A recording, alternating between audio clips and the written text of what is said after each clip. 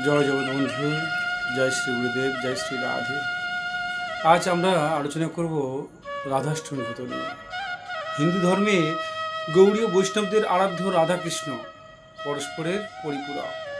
ভাদ্র মাসে কৃষ্ণপক্ষে যেমন শ্রীকৃষ্ণের আবির্ভাব দিবস হিসাবে জন্মাষ্টমী পালন করা হয় মহা ধুমধাম করে, ঠিক তেমনই ওই একই মাসের শুক্লপক্ষে শ্রীমতী রাধারানীর জন্ম হওয়ায় পালিত হয় রাধাষ্টমী ব্রত।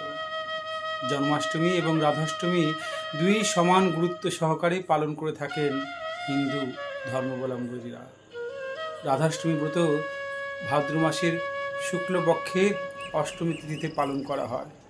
শ্রী রাধিকা এই দিন পৃথিবীর বুকে আবির্ভূত হয়েছিলেন বলে বিশ্বাস করেন হিন্দু ধর্মাবলম্বীরা। এই বিশেষ ব্রতের পিছনেও রয়েছে একটি প্রচলিত কাহিনী।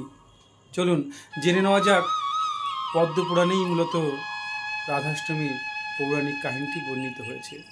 সেই কাহিনীতে বলা আছে, বহুকাল আগে সূর্যদেব একদিন পৃথিবী ভ্রমণ করতে এসে পৃথিবীর রূপ, সৌন্দর্য, অনাবিল আনন্দের ছবি দেখে আকৃষ্ট হয়ে পড়েন এবং মন্দার পর্বতের গুহায় গভীর তপস্যায় মগ্ন হন। এইভাবে অনেক দিন কেটে যায়। সূর্যের অনুপস্থিতিতে পৃথিবী অন্ধকারাচ্ছন্ন হয়ে পড়ে। সূর্যলোক ছাড়া যে পৃথিবী বাঁচতেই পারবে না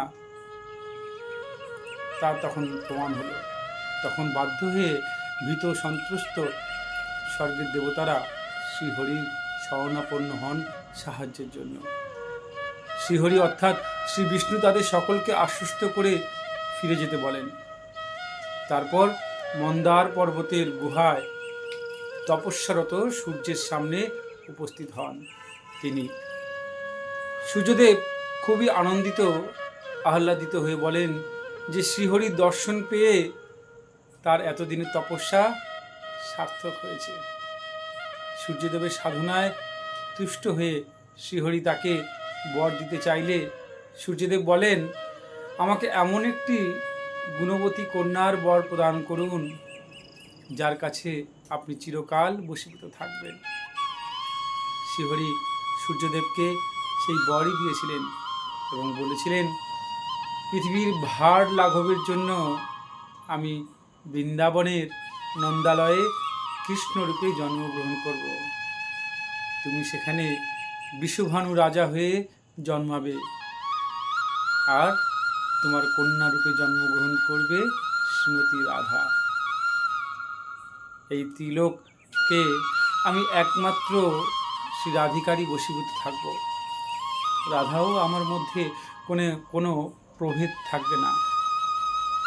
সকলকে আকর্ষণ করার ক্ষমতা আমার কাছে আছে, কিন্তু এই জগৎ সংসারে একমাত্র শ্রী রাধিকাই আমাকে আকর্ষণ করতে পারেন। এরপর শ্রীহরি তার প্রতিশ্রুতি অনুসারে মর্তের নন্দালয়ে জন্মগ্রহণ করেন কৃষ্ণের রূপে। সূর্যদেব বৈশ্যকুলে জন্মগ্রহণ করে বিষুভানু রাজা হন এবং গোপকন্যা কীর্তিদার সঙ্গে তার বিবাহ হয়। তারপর যথাকালে ভাদ্র মাসের শুক্লপক্ষে অষ্টমী তিথিতে ধরিত্রীকে পবিত্র করে কীর্তিদার গর্ভে শ্রীমতী রাধারানী জন্মগ্রহণ করেন। শ্রী রাধিকার এই আবির্ভাব তিথি রাধাষ্টমী নামে পরিচিত। আবার জন্মশ্রুতিতে অন্য এক কাহিনীও প্রচলিত আছে।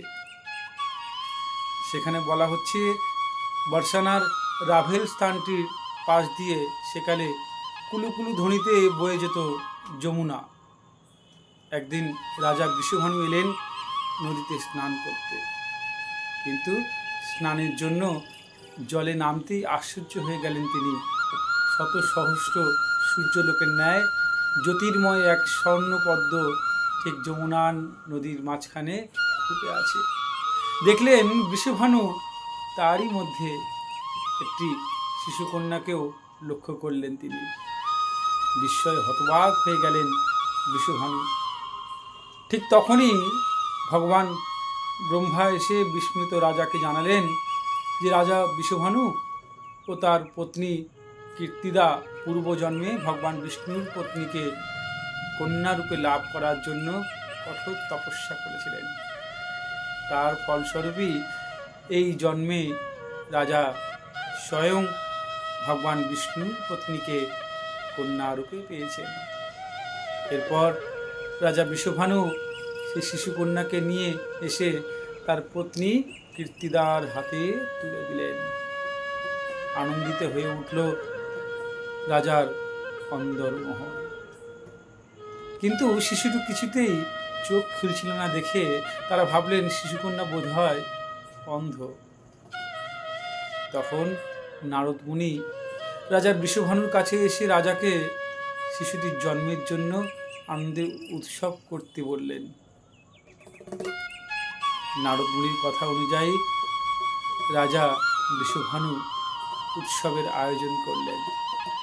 সমগ্র বৃন্দাবন খুশিতে ভরে উঠল। নতুন সদস্যের আগমনে সেই উৎসবে নন্দ মহারাজ শিশু কৃষ্ণ সহ সপরিবারে এসেছিলেন। ওই অনুষ্ঠানে শিশু কৃষ্ণ যখন হামাগুড়ি দিয়ে শিশু রাধারানীর দিকে এগিয়ে এলেন, সেই মুহূর্তে রাধারানীর চোখ খুলে প্রথমে দেখলেন ভগবান শ্রীকৃষ্ণকে। বৃন্দাবনের নিকটবর্তী বর্ষানা এলাকার অন্তর্গত পবিত্র রাভেল নামক জায়গায় রাধারানী আবির্ভূত হয়েছিলেন।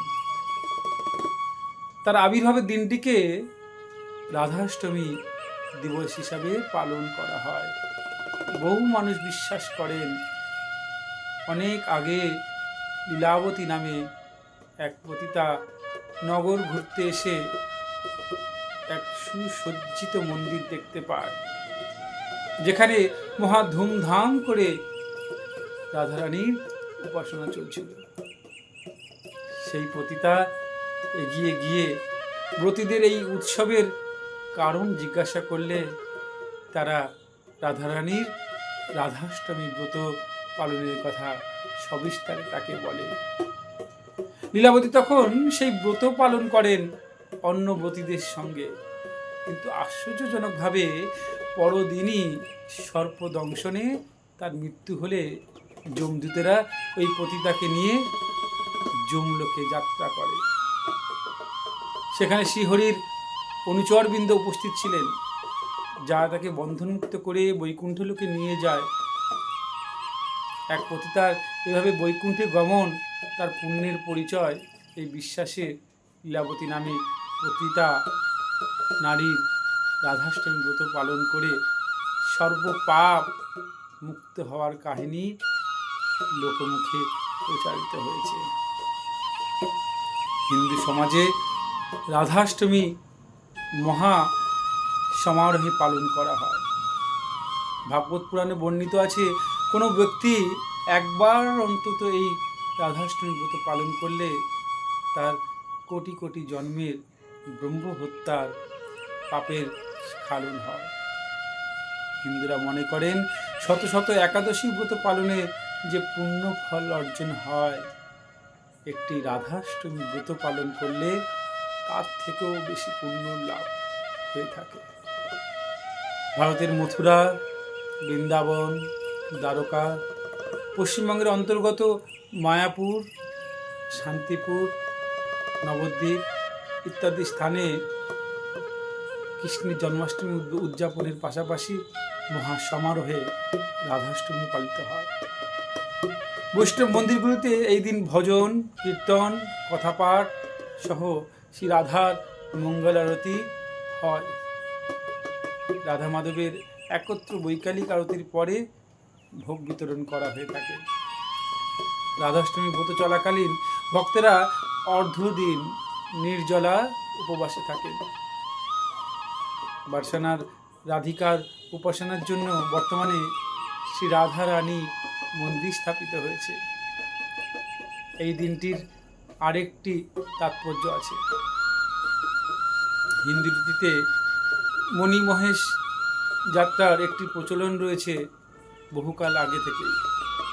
বহু হিন্দু ভক্ত জন্মাষ্টমীর দিন হিমাচল প্রদেশের মণিমহেশ হ্রদের উদ্দেশ্যে যাত্রা করে রাধাষ্টমীর দিন সেখানে পৌঁছায় শৈব আরাধনার লক্ষ্যে। একেই মণিমহেশ যাত্রা বলা হয়। প্রসঙ্গ পৃথক হলেও এই অভিযাত্রার সময় নির্ধারিতভাবে শেষ হয় রাধাষ্টমীর দিন। তাই আসুন আমরা এই রাধাষ্টমীর দিনে রাধাষ্টমী ব্রতে পালন করে শ্রীমতী রাধারানীর কৃপা ধন্য হই। জয় শ্রী রাধে।